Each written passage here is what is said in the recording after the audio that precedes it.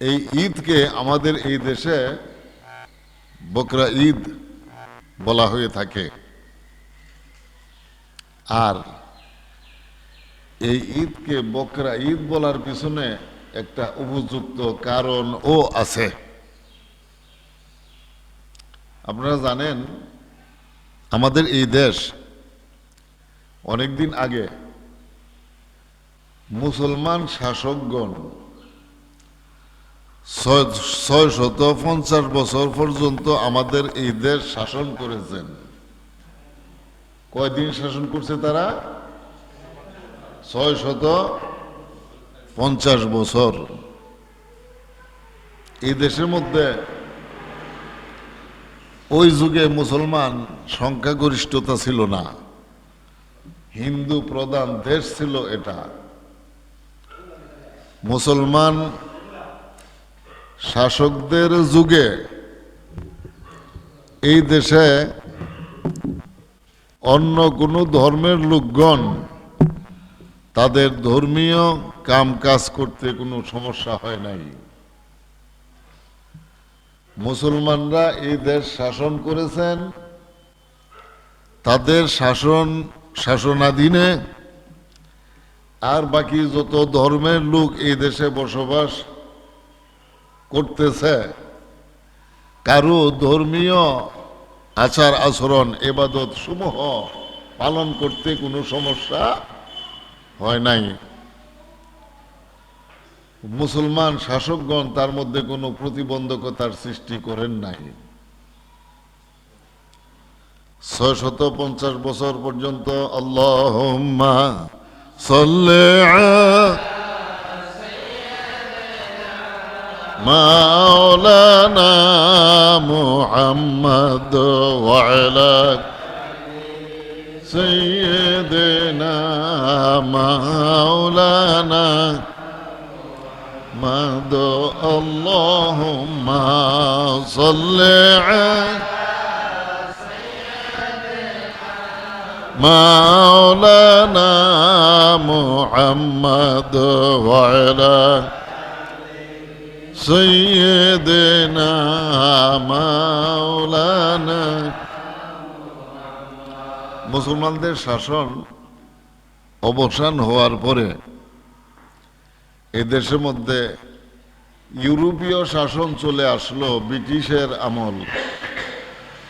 এরা 200 বছর আমাদের এই দেশে রাজত্ব করেছে।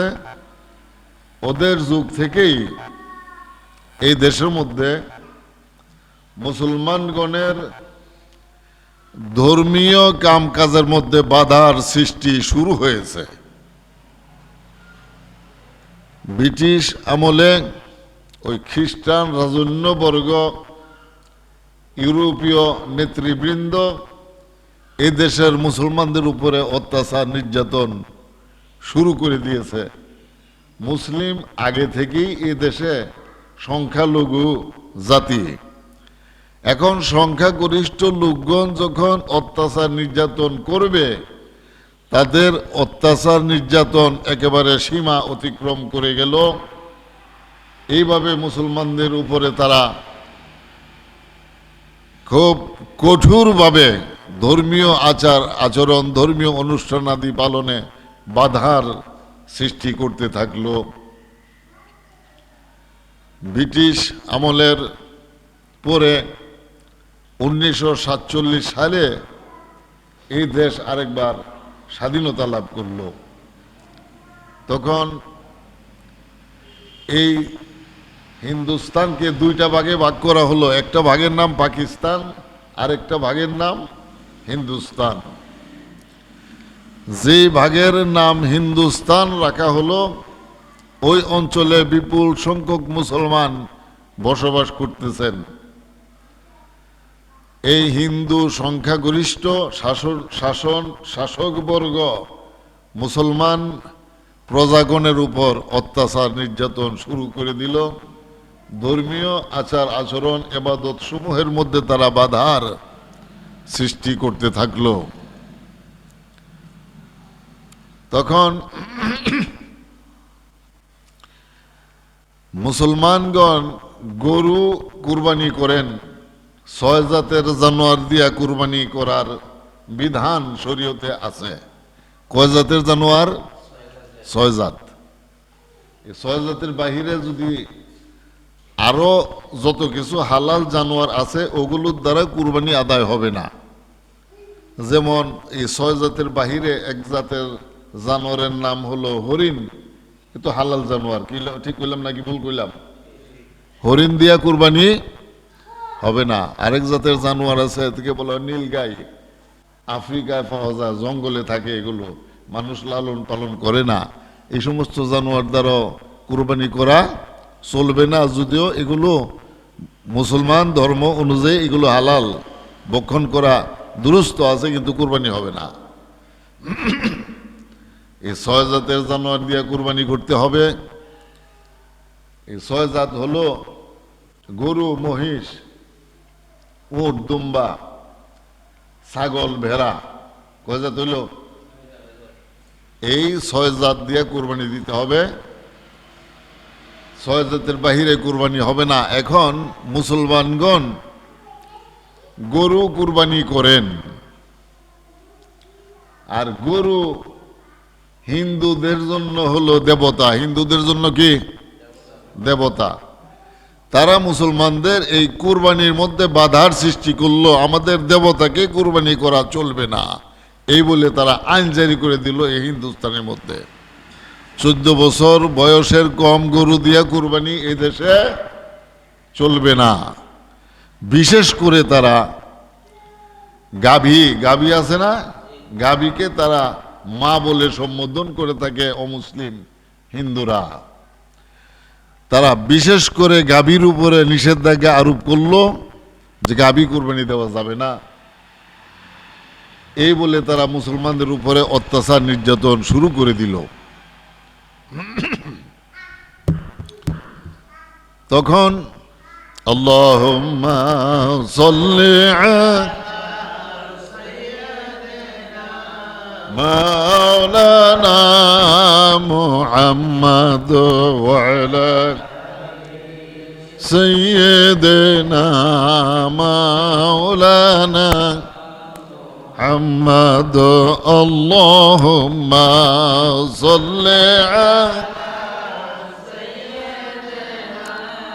মাওলানা মুহাম্মদ ওয়া আলা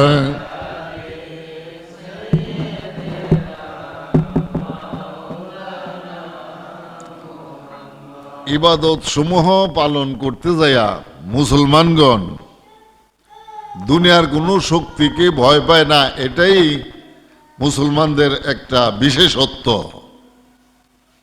মুসলমানগণ আল্লাহর ইবাদত করতে যায় কোনো শক্তিকে তোয়াক্কা কে করে না। এটার বাস্তব প্রমাণ আপনারা জানেন, আলেম ওলামাদের জবান থেকে শুনেছেন। তারা কয় আল্লাহ রসুল পাক বদরে যুদ্ধ করলেন, এই যুদ্ধের মধ্যে মুসলিম সেনাবাহিনীর সংখ্যা ছিল মাত্র 360 জন। কয়জন লোক ছিল? যুদ্ধ করেছিলেন তিনি কয়জনের বিরুদ্ধে এটা বলতে পারেন? সারা পৃথিবীর বিরুদ্ধে তিনি যুদ্ধ করেছিলেন। এবার আপনারা বলুন ওই যুগে সারা বিশ্বে কি পরিমাণ মানুষ ছিল? আল্লাহ রাসূল পাক একা যুদ্ধ করেছেন, তার বিরুদ্ধে অংশগ্রহণ করেছিল সারা বিশ্ব। এর আগে সেই বদরের যুদ্ধের পূর্বে নবী মুহাম্মদ সাল্লাল্লাহু তাআলা আলাইহি সাল্লাম যখন মক্কা শরীফে অবস্থান করতেছিলেন, তখন মক্কার মুতাওয়াল্লি আবু জাহেল রাসূল পাক সাল্লাল্লাহু তাআলা আলাইহি সাল্লামকে ধর্মীয় প্রচার প্রপাগান্ডা করতে দিবে না, ইসলাম প্রচারের কাজে বাধার সৃষ্টি করলো। বাধার সৃষ্টি করার পরে সে তখন ইয়ামানের বাদশাহ হাবিব বিন মালিককে ডেকে আনলো। সে আবু জাহেল বলল যে স্যার, আমাদের দেশে একটা লোক নাম তার মুহাম্মদ, নতুন বেদাতি ধর্ম নিয়ে এসেছে আমাদের বাপ দাদার ধর্মের পরিবর্তে। আমরা তার সঙ্গে কুলাইয়ে উঠতে পারতেছি না। আপনি আসুন তাকে সাহায্য করার জন্য। এইভাবে যখন রাসূল পাকের বিরুদ্ধে হাবিব বিন মালিকের কাছে সে আবু জাহেল বিচার দিল, তিনি বিচার করার জন্য রাজি হইলেন। এবার আল্লাহ রাসূল পাকের বিচার হবে।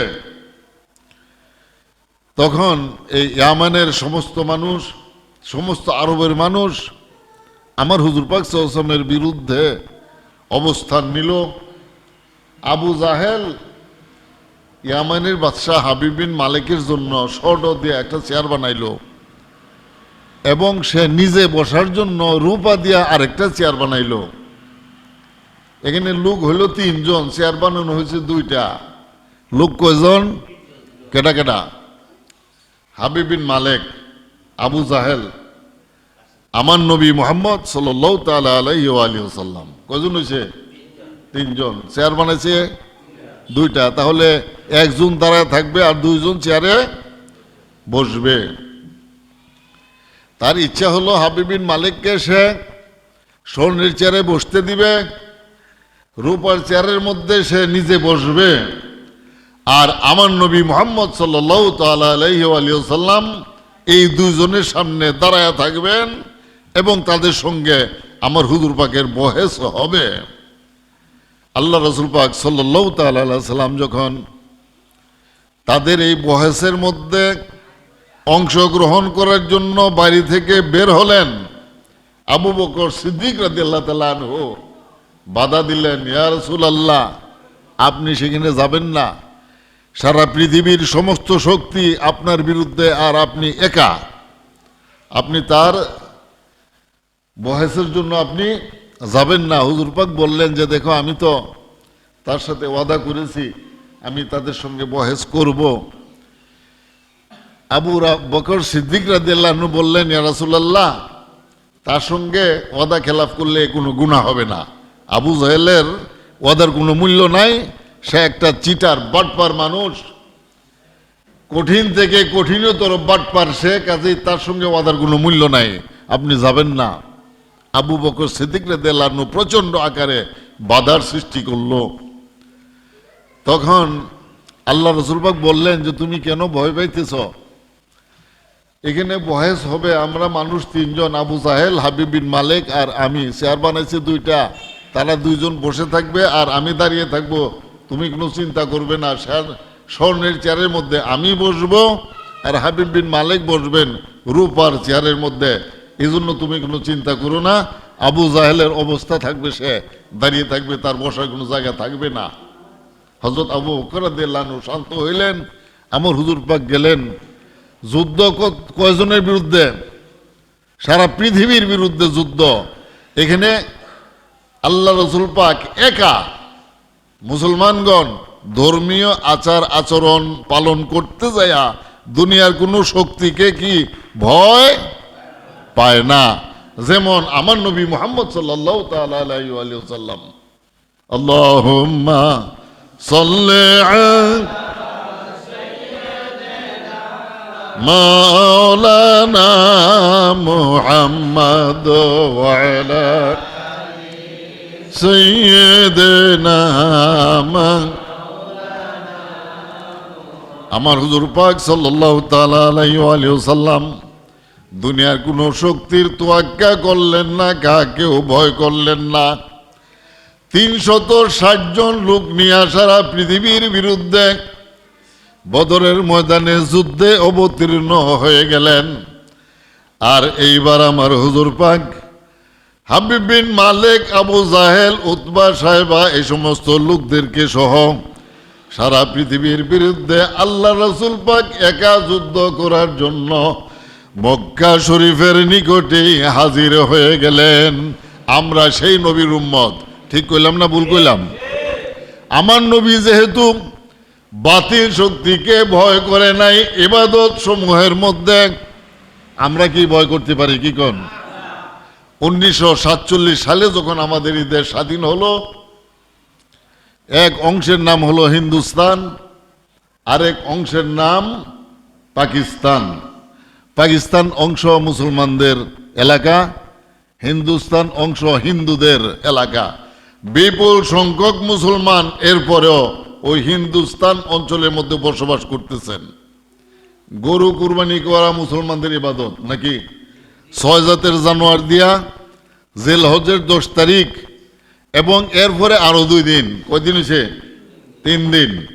জিলহজের 10 তারিখ, এরপরে আরো 2 দিন মুসলমানগণ কুরবানি করবে 6 জাতের জানোয়ার দিয়া। বেশিরভাগ মুসলমান গরু দ্বারাই কুরবানি করে থাকেন।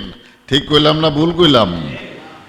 তখন হিন্দুস্তান অংশের মধ্যে এই পৃথিবীর মধ্যে 14তম শতাব্দীর মুজাদ্দেদ আলা হযরত ইমামুল ইশক ওয়াল মুহাব্বত আলা হযরত ইমাম আহমদ রেজা খাঁ ফাজলে বেরেলি রাদিয়াল্লাহু তাআলা আনহু এই সংখ্যাগরিষ্ঠ হিন্দুদের বিপক্ষে গাবি কুরবানি দেওয়ার জন্য মুসলমানদের নিকটে তিনি দাবি উত্থাপন করলেন, এখন থেকে তোমরা শুধু গাবি কুরবানি দিবে। কারণ হিন্দুরা গাবি কুরবানি দেওয়াকে নিষিদ্ধ ঘোষণা করেছে।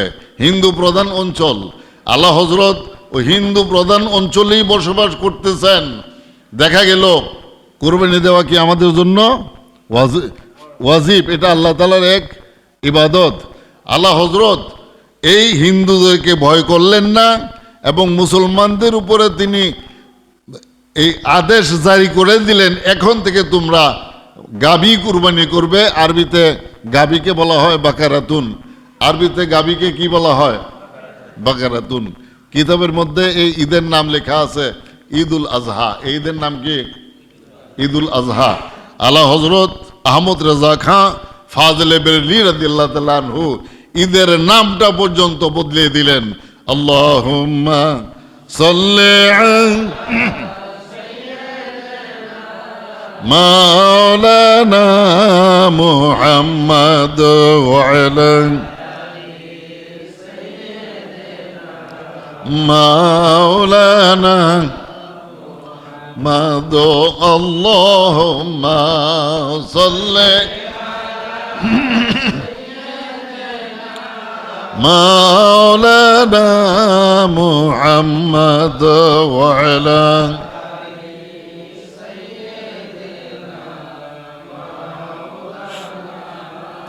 আমাদের নির্ধারিত সময় হওয়ার জন্য আর মাত্র বাকি আছে 4 মিনিট। আমরা 4 মিনিট পরেই নামাজ শুরু করে দেব। কাজে এখনো পর্যন্ত যারা রাস্তায় আছেন আপনারা অতি তাড়াতাড়ি আমাদের মসজিদে চলে আসুন। আমরা নির্ধারিত সময় বকরা ঈদের নামাজ আদায় করব। আলা হযরত ঈদের নামকেই বদলায় দিলেন। ঈদের নাম কিতাবের মধ্যে হাদিসে লেখা আছে কি? ঈদুল আজহা। কি লেখা আছে ঈদের নাম? ঈদুল আজহা। আলা হযরত সেই নামটাকে বদলাইয়া এই ঈদের নাম দিয়া দিলেন বকরা ঈদ। আনফাসুল ফিকরে ফি ঈদিল বকরে। আলা হযরত এই মর্মে একটা কিতাব প্রণয়ন করলেন এবং তিনি ঈদের নামকে বকরা ঈদ যখন করে দিলেন, একেবারে দলমত নির্বিশেষে এই দেশের সমস্ত মুসলমানগণ আলা হযরতের এই ঘোষণাকে গ্রহণ করে নিয়েছেন। নজদি, সালাফি, খারেজি প্রত্যেকটা মানুষ, ওয়াহাবিগণ পর্যন্ত আলা হযরতের এই ঘোষণাকে স্বাগত জানিয়েছে। আলা হযরতের মাযহাব মানতে তারা রাজি না। আলা হযরত যে ঘোষণা দিয়ে দিলেন এই ঈদের নাম বকরা ঈদ, এইটা তাদের কাছে খুব ভালো লাগে। এই হচ্ছে এই ভ্রান্ত আকীদার মানুষের হালত বা অবস্থা। মুসলমানগণ আলা হযরতের ঘোষণা অনুযায়ী এরপর থেকেই গাবি কুরবানি দেওয়া শুরু করে দিল। সংখ্যাগরিষ্ঠ হিন্দুদের কোনো তোয়াক্কা তিনি করেন নাই এবং ঈদের নাম পর্যন্ত তিনি বদলিয়ে দিলেন। এখনো পর্যন্ত আমাদের এই দেশের মধ্যে এই ঈদকে বকরা ঈদ বলেই মানুষ মনে করে থাকে। আল্লাহুম্মা সাল্লি আলা মাওলানা মুহাম্মদ ওয়া আলা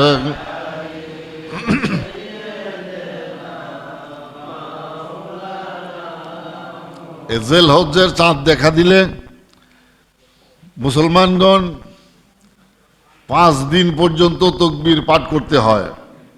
চাঁদের 9 তারিখের ফজর থেকে শুরু করে 13 তারিখের আসর পর্যন্ত আল্লাহু আকবার, আল্লাহু আকবার, লা ইলাহা ইল্লাল্লাহ, আল্লাহু আকবার, আল্লাহু আকবার, ওয়ালিল্লাহিল হামদ। সকলেই পড়ুন আল্লাহু আকবার, আল্লাহু আকবার, লা ইলাহা ইল্লাল্লাহ, আল্লাহু আকবার, আল্লাহু আকবার, ওয়ালিল্লাহিল হামদ। আল্লাহু আকবার, আল্লাহু আকবার, লা ইলাহা ইল্লাল্লাহ, আল্লাহু আকবার, আল্লাহু আকবার, ওয়ালিল্লাহিল হামদ। আল্লাহু আকবার, আল্লাহু আকবার, লা ইলাহা ইল্লাল্লাহ, আল্লাহু আকবার, আল্লাহু আকবার, ওয়ালিল্লাহিল হামদ। আমরা নামাজ শুরু করে দেব। দেখেন ঘড়ি সময় হইল কি না? হ্যাঁ, এই ঘড়ি ঠিক না। যার যার পকেটে ঘড়ি দেখেন। জি, সময় হয়ে গেছে না? জি, কাতার করেন। আমরা